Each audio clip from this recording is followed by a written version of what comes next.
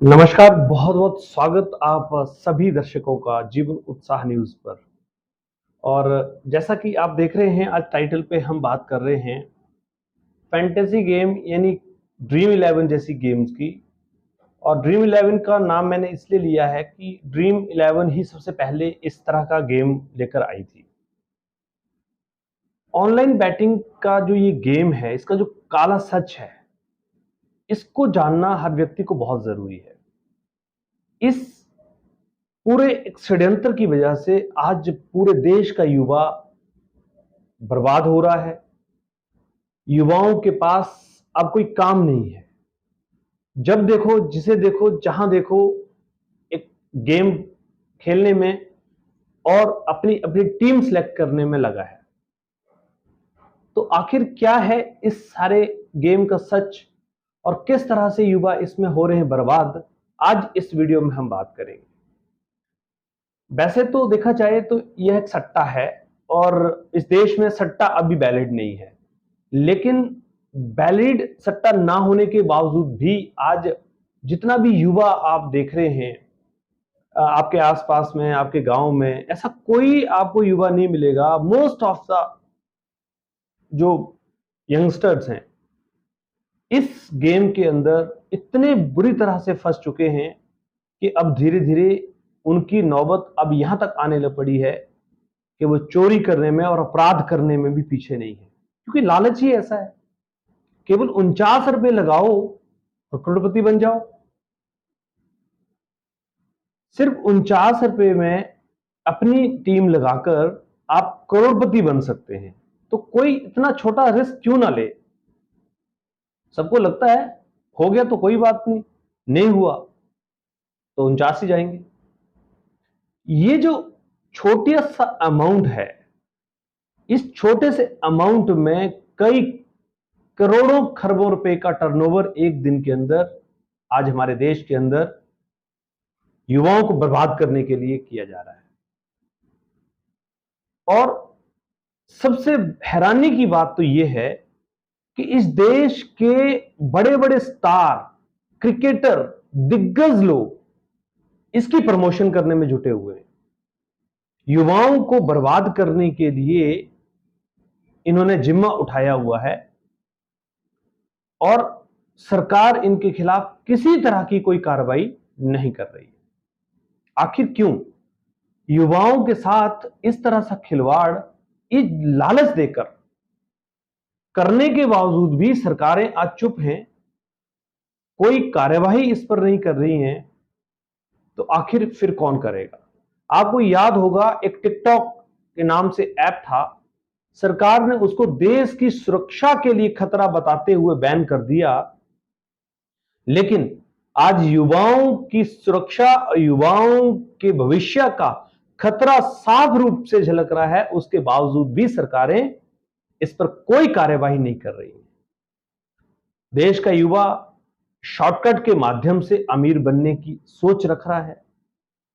विज्ञापनों के माध्यम से युवाओं को ऐसा लालच दिया जा रहा है, जिस व्यक्ति का इनाम निकल जाता है उस व्यक्ति को इस तरह से प्रमोट किया जाता है कि युवा उस लालच में फिर गेम खेलना शुरू कर देता है और चोरी तक भी करने के लिए अब मजबूर हो गया है। और सच बात है कि जब इतना आसान सा चीज लगती है कि आपको एक टीम लगानी है और आपको 49 रुपए इन्वेस्ट करने हैं, बस चुपचाप, कुछ भी आपको करने की जरूरत नहीं है, आप साइड में बैठे रहिए, आपका अपने आप 1 करोड़ रुपए आने के लिए काम चल रहा है। 1 करोड़ ही नहीं, छोटे छोटे इनामों के माध्यम से भी, छोटे छोटे लालच के माध्यम से भी इन लोगों को फंसाया जाता है। मैं बहुत सारे लोगों से मिला हूं जिनमें लोगों का ये कहना है कि कई लोग तो 10-10 लाख, 15-15 लाख, 20-20 लाख रुपए कर्ज में डूब चुके हैं। ऐसी आदत, ऐसी लत इस गेम की पड़ चुकी है।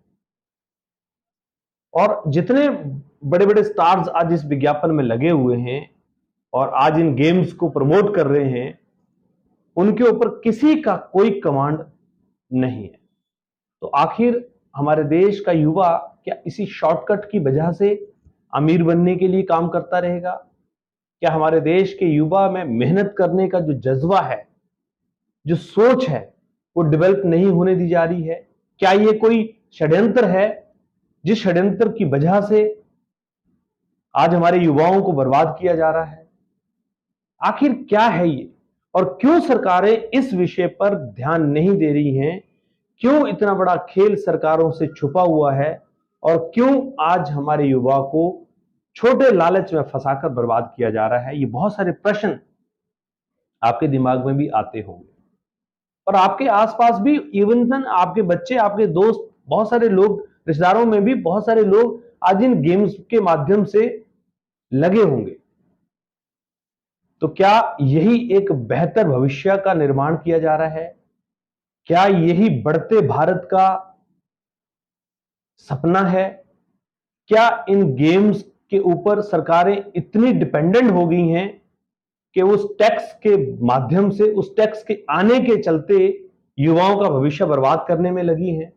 ये सारे प्रश्न आपके सामने खड़े हैं, और इन ऑनलाइन बेटिंग गेम्स की वजह से जो पूरा देश बर्बाद हो रहा है, उस पर कोई भी सीरियसली ध्यान नहीं दे रहा है।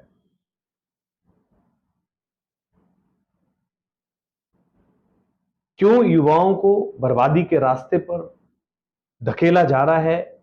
ये कोई जानबूझकर साजिश रची जा रही है, या फिर ये कहीं ना कहीं एक षड्यंत्र, विदेशों में बैठे हुए लोग इंडिया को बर्बाद करने के लिए कर रहे हैं?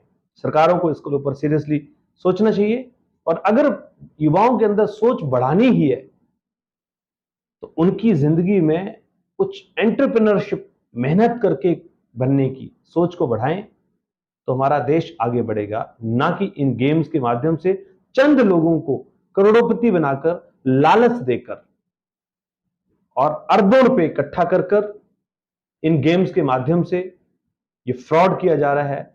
इस फ्रॉड के खिलाफ हम लोगों को एक होना चाहिए, आवाज उठानी चाहिए, और यदि आप भी, आपके आसपास भी इस तरह के लोग या इस तरह के बच्चे इन गेम्स के शिकार हो गए हैं, तो आप भी कमेंट करके बताइए अपना तजुर्बा, आप हमें शेयर कीजिए। हमारा नंबर है 8626945177। इस पे व्हाट्सएप करके आप अपना एक्सपीरियंस शेयर कीजिए, और इन गेम्स का काला सच दुनिया के सामने लाइए।